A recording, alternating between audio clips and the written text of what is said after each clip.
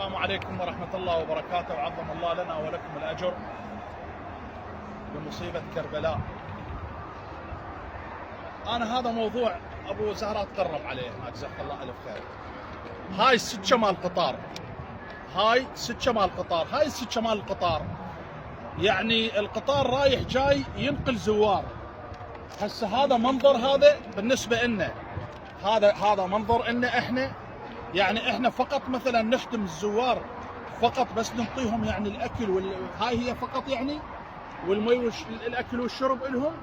هذا مو يعني اصلا هذا شيء الله ما يرضى عليه. زين تعال هسه هذا من يفوت القطار على هاي السكه، تعال هناك، تعال بزهراء بالله، هاي السكه هاي هسه القطار من راح يدوس هاي، مو اكو خطوره، مو اكو يعني ليش مثلا هذا الشيء؟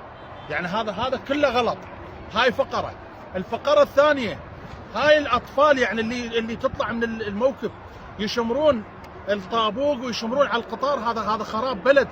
يعني هسه انا اليوم اولادي اللي عندي هنا اللي داخل الموكب ما اصيح عليهم، اوصيهم، ما اخوفهم، اقول لهم ايش جاي تسوون، هذا تسوونه غلط، هذا شيء مو صحيح. احنا اليوم كون من نطلع نعكس نظره جميله، نظره طيبه، مو نطلع يعني مجرد نسوي بس اللي يعجبنا والباقي نعوفه خليه يولي. هذا مو صحيح. هذا ما يجي، هذا شيء سلبي علينا، هذا شيء سلبي على السكه مال القطار. هذا وضع يرهم. جزاكم الله خير الجزاء. اخوكم وخادمكم ابو زهراء المياه.